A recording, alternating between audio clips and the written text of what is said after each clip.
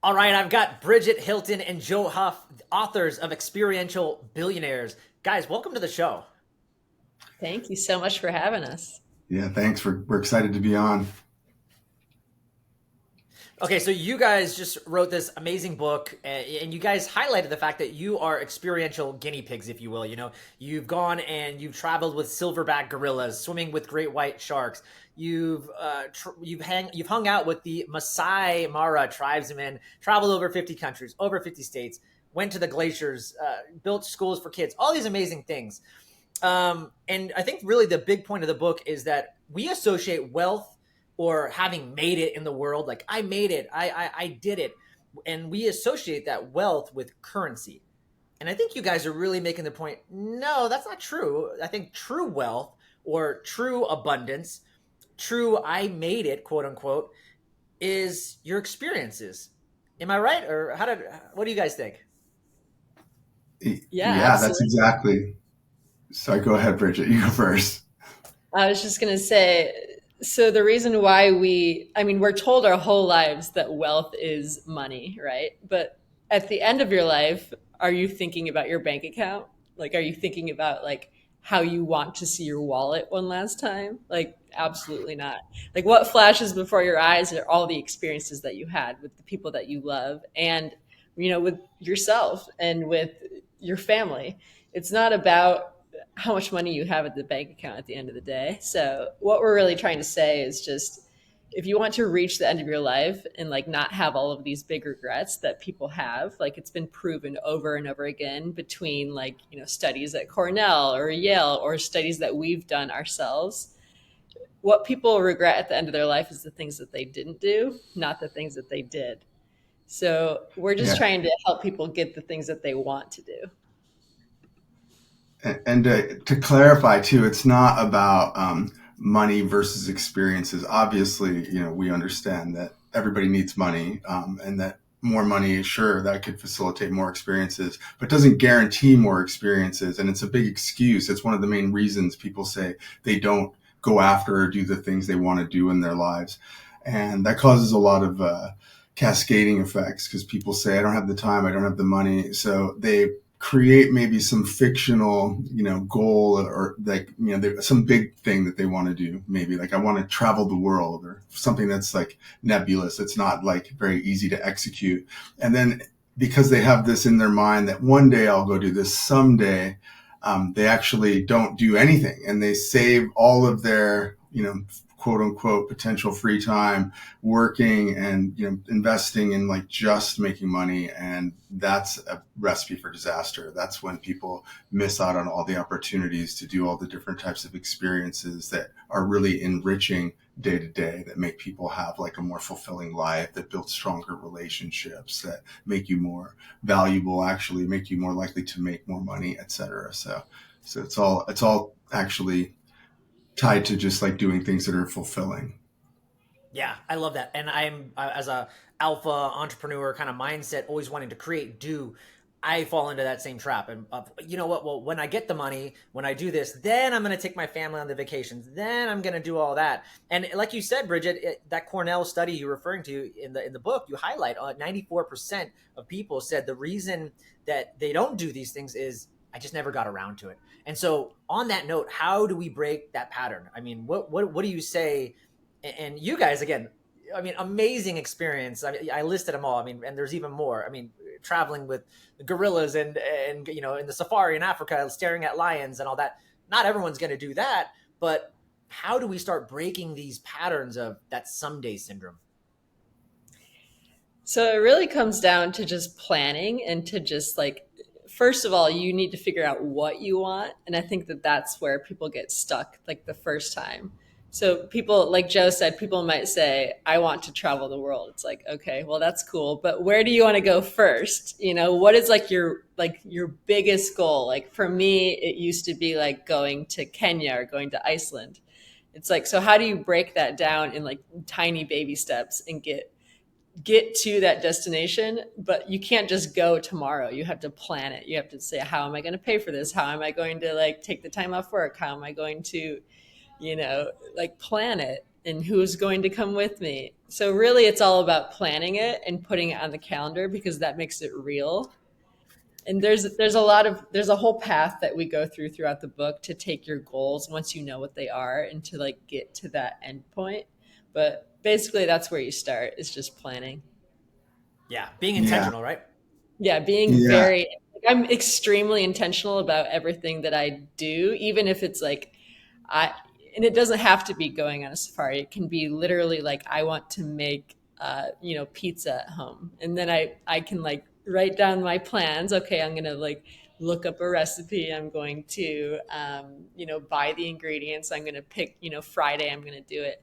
And, but those little things, like it's funny, like in our survey, we surveyed like 20,000 people, and a lot of people said the things that they wanted to do that they never did were something as small as, go on this hike that's local or make a pizza. So all of the same concepts in the book that can apply to like going on a safari can also apply to doing something very, very simple. Joe, before you answer, quick question for you, Bridget, on that note, making the pizza. Do you Right. find, either in your own experience or just working with people, that when the simple idea of making a pizza then turns into, wow, this was so fun. Now I want to go learn from a chef locally how to make a pizza. You know what? Now I learned that. Now I want to go to Italy and learn from a piazzolo. Like, does it go to that level? Have you seen that? That's actually really funny that you said that because that's a very specific example of like what we talk about. We talk about low ROI to high ROI, which is another obviously financial word for Metaphor. that. But so if you make a pizza and that's like your first thing, and then you're inspired to go, like maybe you go try a bunch of local pizza places, and then you're like, you know what, I really like this. Maybe I should go take like actual lessons. And you take lessons, and then you go to Italy, and then you like turns out that you're like, the person in your friend group that everyone comes to, and they want to like have a dinner party. And so it can like snowball into these bigger things, but you really just have to take that first step. Yeah, so it's funny because it works in both directions too. There's like high ROI to low ROI experiential value. So, for instance, say you have a big ticket item like you want to go to Italy. That's hard. A lot of people, most people, that takes a long time for planning. Saving the money, figuring out when you can go. But picking a date on your calendar in the future and figuring out, okay, I'm gonna figure out how to do it, in 8 months or a year. This is when I want to go. I'm gonna get a credit card with some airline miles. I'm gonna work really hard and save extra money. I'm gonna stop going and out to eat for a while. And then you start adding in the low ROI experiences to build towards that. Like, okay, I'm going to learn how to make homemade pasta. It costs like $4 to buy the ingredients for homemade pasta. YouTube is free. You can watch somebody do it and make it. And it's really, really fun experience for your family. I can make homemade pizza. I want to actually learn a little Italian. I'm going to download Duolingo and do 10 minutes of Italian and have a competition with my friends or my significant other, and you wind up just like putting all these little fun things into place that revolve around that end big goal. So when you get to that goal in the future, you have a lot more value in the big goal. So, if you went out and learned which Italian, regions you're more interested in based on the cuisines you like the most, or those types of things. So when you get there in a year, it's just like, wow, I've actually worked really hard, but I had a lot of value with these small experiences because those were valuable on their own, leading up to this big crescendo moment of like, here I am, I'm in Italy. I actually know I want to go to Naples because I really enjoyed that type of pizza the most, and I wanted to go to Tuscany because I wanted to find out about truffles because I was super interested in that, and I really like the wine from the Chianti region, so I want to go there and buy as many bottles as I can at the source. Like that's all connected stuff. So I think I it's was really just thinking as you were speaking, that's great, Joe, that you say all these things, but I'm a dad. I'm a parent. I have two kids. How is there any other advice? Because I always think, yeah, but I always used to joke back in the day, man, I used to have all this money and now I have kids. Now my kids, I'm spending all this money for doing things. But so is that kind of the same phenomenon you would say for even with kids? Like just start with small things and start to build up. And then eventually maybe you get to that $5,000 Disneyland, trip. Absolutely. I actually have two kids also. I have very small kids. And, this is a number one a question slash reason slash excuse. I think that if you reframe it though, because really the whole concept of experiential billionaire is we don't know how much time we have, and life is short. That's really the main underlying message. And for whatever reason, as humans, we just have this glitch where we all know it, but we all don't act accordingly. When you talk to people about what they're going to care about most in their life, everybody knows. Everybody's like, oh, it's my friends and the relationships I have and the things that I did. And then you say, what do you do with 90% of your time? Like, oh, I just work and try to save money and I do whatever. And again, we all have to work. We get it. But the finiteness of time, like that stuff is what drives us forward, like having that urgency to fulfill, our lives. And with kids, that's compressed even smaller, right? Kids, it's such a fleeting moment. Everybody says, oh, it goes so fast. It's already going way faster than I thought. And I knew that going in. So I use the kids, I flip it around. It's like, let's have new experiences that the kids are a part of, or the kids make new experiences. And let's see those things through their eyes. And it's really, as much as I actually just made pizza with my 3-year-old just this weekend. And he had an absolute blast, made a huge mess. It was super fun. Again, it cost me like $4 an hour and a half of time. And it's something though that you think he's going to remember that, or is he going to remember like I ordered pizza one day? Like he's going to remember that. That's something that I'll remember. He'll remember. We have that moment. And those are really, really fun, interesting things. And even when it comes to like, of course, it'd be much easier to plop in front of the TV and, watch some type of documentary. Or should we just make the effort and go to the zoo? Should we just make the effort and like go to the safari park or go to the Museum of Natural History or go and do those things? And it's really, really important to do that. So I think those are the things that I think are going to make a really big impact on their lives and your life. And it's really just the small stuff. There's so many examples, and we go through this in the book in detail, but everything from like dressing up as their favorite character for a surprise meet and greet at the park or something, or, there's so many ways you can incorporate your kids to give you inspiration. Yeah, I love that. When I was reading your book, one of the things I was thinking about is the book, The Surrender Experiment, and just allowing life to unfold, and you surrender into just the possibilities and how the universe molds you and kind of takes you. Many of us are just always resisting that. So I was just curious too. So many of us are chasing money, wealth, I want to be a billionaire. I want to be, I want to be rich because then I feel safe. I feel certain that I am safe and okay. Have you seen, or even in your own life, have you seen that by surrendering into these experiences and stop worrying about money, start focusing on living and being and experiencing, does somehow that reverse engineer wealth? I'm just curious. I have no idea. Yeah. Well, studies actually show that, your experiences are directly, having new and novel experiences directly correlates to success, really in all areas, including like financial wealth, just because you're becoming more valuable. Anybody, if you become too specialized, that's the type of thing that can be replaced. Like, for instance, say you're a computer, an engineer or something, you can find another engineer, but an engineer that is a great public speaker and also is a really funny comedian or does whatever, like people that have more fun, interesting traits become more valuable within organizations or groups, etc.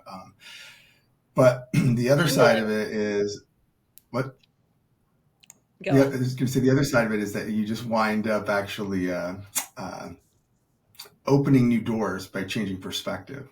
So you don't know what's possible until you take a step and then you change your perspective, right? So sometimes you gotta lose sight of the shoreline, to use the old maxim, to actually cross the ocean. So yeah, I think it definitely can affect us all. And again, we really want to emphasize though, that's why it's not about like money versus experiences. And Bridget and I, of all people, we definitely have experienced some of our best experiences were when we were absolutely completely broke in our lives. And we know the feeling of being broke and desperate and having to, figure out how to pay the bills. Neither of us, were fortunate enough to come from, I jokingly say that my parents both met working on an assembly line making brake pads. So the only trust fund experience I had was trusting my parents would fund the occasional trip to the ice cream truck. So that's about as close as we were to that type of security blanket. But I'll let Bridget jump in. I know she's got something to say to add to this. I mean, I just fully agree. I think that having more novel experiences makes you more valuable. And, even not from maybe like interviewing for a job, like absolutely, but say that you go on like a date. And like, I know that you guys are both like have families, but I don't. And I think that if you go on a date and you're like against quote unquote, like other people, you're going to be like the person that stands out if you have more experiences and if you have more interesting stories to tell. Like that's more valuable than like, oh, I sat at home on my phone all day on TikTok, for example. So Yeah. I think that like just continuing learning, continuing doing new things, it makes you a more valuable person like all across your life. And it also inspires the other people in your life to do the things that they want to do. Yeah, I'd like to Uh, add one more thing to that too, Joel. So this is really important. This is like, I mean, probably the most important thing that I think people can take away from how experiences change, your potential longevity. We build relationships through experiences that we share with people. And that's why, like, if you go do that really cool, fun thing with someone new, they become a closer friend to you than the person that sat next to you in the cubicle for 6 years. If you go on that, like, whatever it is, it can be like, a crazy destination wedding or a hunting trip or whatever you go do, if you go bond with someone that's in a different environment for a few days, that immediately breaks down all the barriers and you get closer. And our relationships are shown to give us all of these opportunities in life. That's, it's kind of this cycle, right? Where meaningful experiences create strong relationships, and strong relationships create more opportunity for meaningful experiences. And really, that's how, like, people can wind up with more opportunities for new jobs or wealth or whatever it is you need to actually survive or thrive in that department. But also toward, the end of your life, there's studies that even, all the studies show that the people that have strong social connection actually live longer, because as you get older, you need that purpose, you need that connection, you need that safety net, that support team, those people to pick you up when you feel down. So it's really the experiences bring people together, and the relationships create opportunities. Yeah, I couldn't agree more. I didn't mention this to you, but when I was in college, I studied abroad for 3 months in Italy, and I will tell you, I tell everybody when like, oh, it was like whatever the most impactful or greatest experiences, other than being married and having kids, was traveling to Italy. Like that changed me for the better in so many ways because of the experience. Like didn't know how to speak the language. I had to figure out how to get rent. I mean, there was just so many. And as you were speaking, I still talk to those people from Italy, the people that I met from Greece, people that I met from Switzerland. Like they're still my friends, actually. Whereas I could just think like the guy in the cubicle who I might have worked with for 16 years, I don't even talk to him, and I quit that job a long time ago, right? So how funny is that? And you're so right about the experiences. And those experiences made me also come back to the United States, which is such a more global thought process. We've always been in the United States bred to believe, and I'm sure every country is this way, to believe like your country's the greatest, the United States is the American dream. And when I went to Italy, I thought, man, maybe the United States is still the best place in terms of like opportunity, but they are doing things there that I wish the United States did. And I walked away with so many valuable lessons from traveling and learning from other cultures. And I stopped thinking like in this bravado, the United States is just so great. I actually was like, there's many things great about other countries, and I'm glad I can bring those back into our home. Yeah, and Um, experiences of Go ahead. travel really always highlight that. They broaden our perspectives and give us those shifts in perspective so that we have greater appreciation for where we are, for why, things are where they are, and just, make us a lot more well-rounded when we're looking at the world as a whole. Yeah. One of the things I wanted to ask you about that I highlighted in your book was this idea around alignment. And you mentioned it, we've talked about already the Cornell study. And when people are on their deathbed and you're asking them, like you said, no one's saying, oh, I wish I had more money and I wish I had more cars. No, 76% of the participants said, you know what I regret? Not living my ideal self, not being in alignment. I think about that a lot right now in my own life, because when you're not true to yourself and you're not in alignment, there's this phrase that I've stolen about the law of vibration, the law of frequency. Nothing vibrates faster than the truth. And so many of us are not living in our truth. How much do you see travel or experiences being the gateway to that? Some people would say, well, you just need to focus on your values, your mission. You need to be clear on your intentions and your goals. But it seems like maybe travel and experiences, creating these experiences, is a way to create that alignment, and that so many of us are missing. Would you say that?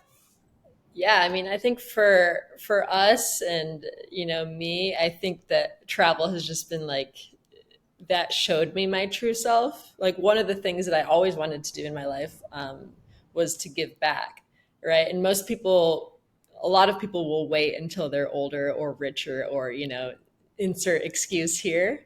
But for us, for both Joe and I, like we didn't come from anything, and we always thought that giving back was something that people could only do when they were older and richer.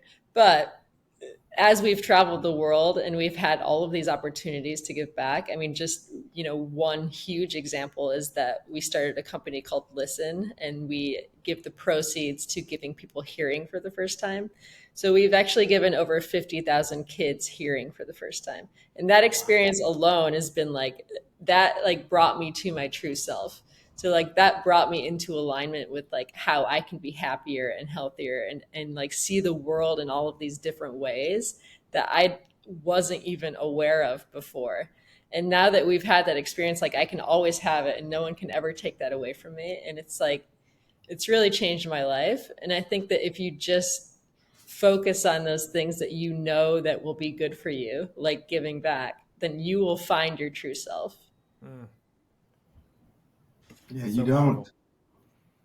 you don't know what you're gonna like until you experience things, right? Like you could read about a million things and not actually know that you like it or not until you see it or experience it. And there's all these things that you've never even seen or experienced or thought of or heard about. So, traveling is definitely one way that you have that ability to experience a lot of new things. And that's something I think that's interesting also, because the science talks so much about how it's specifically new and novel experiences that make you feel this way, that make you feel, fulfilled and alive and all those things. And travel by nature is full of new and novel experiences. You're going somewhere most of the time you've never been. So yet like you didn't speak the language, like it's hard for it not to all be new and novel. So yeah, that's a really big part of it for sure. You guys have done some amazing trips and experiences. I'm curious for both of you, what was the number one? And that's a very typical question, but I want to know because you've been everywhere. So I have some travel plans coming up myself, but I want to know what was like the number one experience that you'd say, this was so impactful going to this country, being around these people. You should go out and do it yourself. Put that on a bucket list. I know the book's not about bucket list, but I just want to know, like, what was the most impactful? Sure.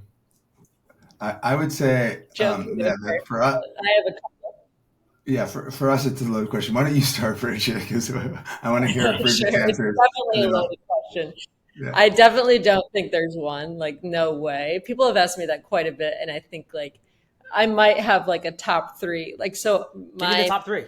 the main yeah, things that I love in life are like food and nature. So Perfect. Me too. I have a top three for food, and then I have a top three for nature. And I My would say, wife is the same way. So give me the top three for food, Bridget. Let's go. I mean, I think it's really hard to beat Japan is number one, no question. I think Wow. just like they just have something there that is so special, and everyone cares so much about the quality and about how it's presented. And I've never had a better meal than I've had in Japan. And it's the whole country. You can travel all over and like just meet the most amazing, sweet people that really care about how much you enjoy the food, and it's very special. Obviously, Italy, as we spoke about, is the best. I would say for me, maybe three is might be like Israel. I really loved the Israeli food, but there's just so many places. I mean, Portugal has incredible food. Greece, all of those places are great. But for nature, like I think number one, like when we first started going to Kenya, like that really blew my mind. And that just, it's so expansive. And just to be among like all of these incredible animals, like in real life, that really just, oh my gosh.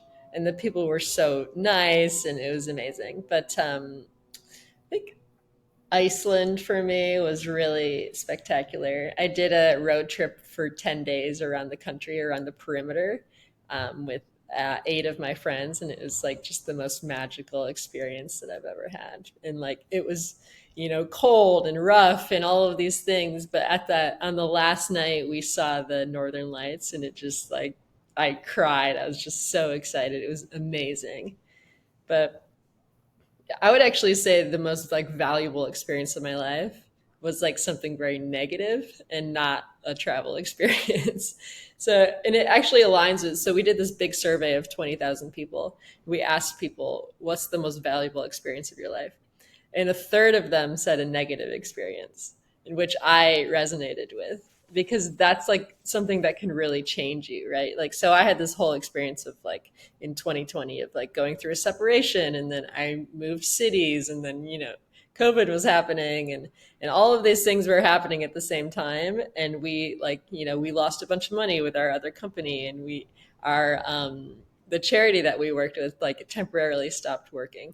So all of these things that were like the big pillars in my life like collapsed all at once. And of course, at the time, it was the worst thing that ever happened to me. But now I can like look back and be like, that set me on the path to where I am today. And that was like the most valuable experience of my life. So I think that it's interesting to look at things from like, yes, like my Kenya trips have changed my life, but also like going through this time of like depression and like sadness really changed my life to like make me who I am. 100%. I love that. Yeah, friction equals growth, right? So I love that. Exactly. That was an internal trip you took. So Yeah, that was in my mind. That was a mind yes. trip. Yeah, the negative stuff, I'd like to share that kind of same kind of story too. But as far as the travel, answer that question. I think there's somewhere for everyone, and it can be your local national park. It can be it can be who you're with. So there's a lot of things that I think combine to make travel really special. For me, I would say things that people can do and should do. I think the safari experience, I know that Bridget just mentioned it. It's that particular thing. It's very difficult to get halfway around the world, but just the time commitment. But it's actually not as expensive as I think people think. It's really just, it's difficult. It's a very rough travel day. Once you're there, something magical being, like in the birthplace of so much of the world. It's really special. There's a feeling that goes along with it. And then, some of the things that I think, you've only seen in storybooks that, or you've only seen, in some kind of like Machu Picchu was one of those things where we were really excited. We were there doing mission work. We had done, given hearing aids all day for, several days. We're exhausted. And then we wound up going from Cusco through Sacred Valley. And on our way to Machu, just on our way there, even, it was just like this extraordinary feeling in this place that just has such a magical kind of aura to it. And then Machu Picchu itself, you look at places like that they just put things in perspective. I think that's what happens. We actually were also really lucky recently to be able to go and see the Great Pyramid in Egypt, and being in these things in the world that have existed for thousands of years, that that it just puts a bit of a exclamation point on our time is finite. I don't think, unless I build a giant pyramid, or Experiential Billionaire is a really great book. It's an amazing book. No one's going to know who I was in 500 years, and that helps keep in perspective. Don't worry so much. Don't overthink what people think about you. Enjoy your life and invest in it. And yeah, like the negative experiences. That's really how I think we wound up together, Bridget and I, working on all this. When I was young, when I was about 18 years old. One morning right before my 18th birthday, my something happened. Basically, my dad, I came downstairs, my 48-year-old, otherwise seemingly healthy dad, had basically had what I thought was a heart attack. He was slumped over the kitchen table and white as a sheet and drenched in sweat. And we rushed him to the hospital, and it turned out it wasn't just a heart attack. He actually had advanced stage cardiomyopathy, and his heart was failing. And it wasn't at some distant point in the future. It was failing like right then. So they added him to the transplant list and told us that he had very low odds of survival. And we were going through this just sudden, like, what just happened. And I just remember, as I paced up and down the halls of the hospital, I was looking at all these other hospital rooms on the floor we were on, and I just kept thinking, like, this is how so many people live, and it's so wrong. Like, they putting off their vacations and their dreams and waiting for some future that they might never see. And I remember just thinking about my dad and all the things that he had wanted to do, because he had just worked his whole life up until that point. And there were so many things that I know he had wanted to do and planned to do in the future that he hadn't done yet. And it was about to just all be gone. And I just kept thinking, this is just all wrong. But that moment gave me this great gift of urgency, because I was suddenly made just very aware that there wasn't a guarantee on how much time I had to experience my life and my dreams. And my dad's story luckily had a happy ending. He did get a heart transplant, and he was given the second chance to try and go out and do all the things he always wanted to do. So when he went and started off on what we like to call his bonus round, that's what he affectionately called it, I started trying to go out and figure out all the things I wanted to do in my life, with this urgency. And that single event, that negative event, changed the course of my life, because that's when my view of wealth, I guess, started to change, because that's when I really first learned that our time is the most valuable thing. Because the health situation with my dad, that might not have been avoidable, right? But what was avoidable was the regret that he would have had about all the things he hadn't done yet. And that got me to try all these things, work all these terrible jobs for years. And, again, just trying to figure out, instead of traveling, because I didn't have any money or time like most people. So I just kept trying new, vocations, if you want to call it that. But that led me to more friends and more opportunities. And eventually, interspersed, I did every free experience I could find. I went cliff diving and free diving and, axe throwing. And I tried every kind of random fun thing I could think of, because I was like, I want to do things. And, that led me to a friend giving me a chance to start a t-shirt company that turned into a different business, that then turned into me being able to actually start working with charities, and doing the building schools and all that stuff. And then, and that led me to Bridget. And I think that that's just a perfect, it's a shortened version of the bigger story, but that's an example of, a negative event making you dig a little deeper and figure out, what you want or what you need. And one thing I think that is really important to kind of also point out is, we're not talking about just discovering what you want. We're talking about rediscovering, because a lot of people know the stuff that they want to do. Like when you're a kid, you're like, yeah, I want to be an astronaut. I want to be a fireman or whatever. And then as you get older, you get like beat down. People start to tell you, no, you can't do that, or no, don't think about that. And you just suppress those things. Even like the travel, you tell yourself when you're a kid, I want to go to the North Pole, or I want to go, to see, Africa and go on safari. Then you just tell yourself eventually, well, I'll do that in the future someday. So when you stop and think about, if your time was suddenly finite, what would you care about? Those things bubble back up to the surface. And then you start to think, oh, actually, yeah, wow, that actually means a lot more to me than putting in 80 hours a week for the next 40 weeks straight. So maybe I should put that on my calendar. So It's such a great point by both of you. You know, most of us are motivated by pain, not pleasure. And we don't usually change until something painful happens. But just listening to you guys talk, it really brings in clarity of like, we don't need to wait to start having these experiences. Like, start doing it now, because sure, we can all have these death defying moments and that brings us some clarity, but why wait? Like, it's clear. We all know, like you said, at the end of life, everyone knows they wish they had spent more time with their family and kids and had more experiences. It never comes down to money. So I couldn't agree more. It's like, let's stop waiting for disaster to occur to have this clarity. Like, let's just go out and start living.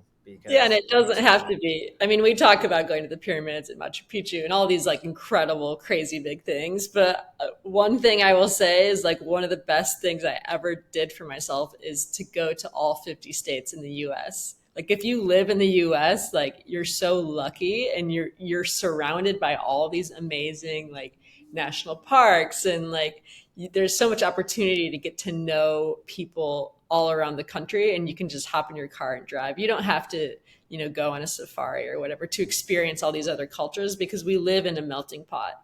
And it's a really like, if you can get past like, what's on the news or whatever, all the negativity, then you can go find all these positive like people and places. And like some of the biggest regrets that we've seen like through the survey and through the research is that people always wanted to go to the next state over from where they live.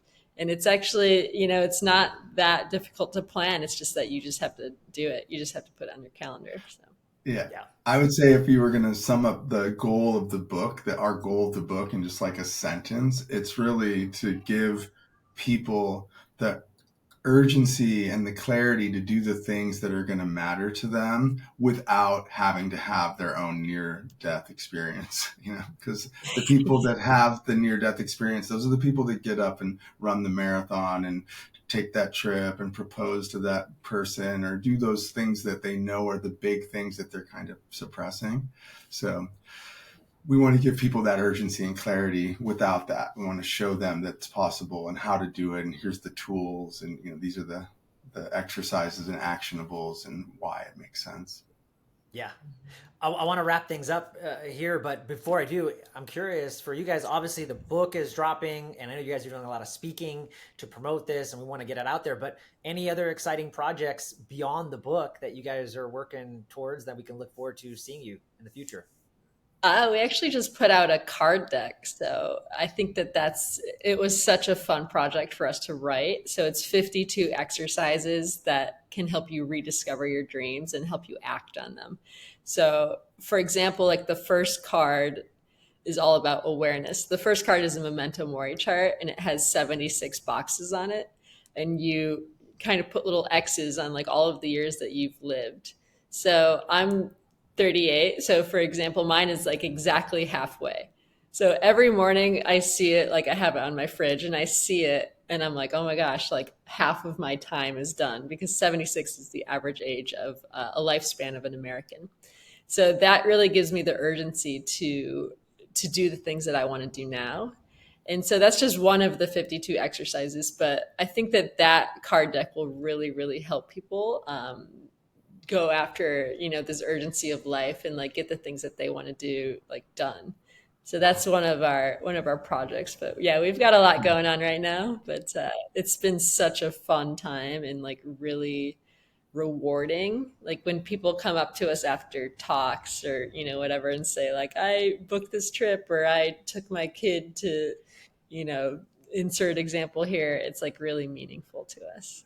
So Yeah. Very cool. And I think, yeah, the card decks are a way. It's like a quick and easy way for people to start having new and novel experiences, like right now, because make it a more bite-sized version of like the book.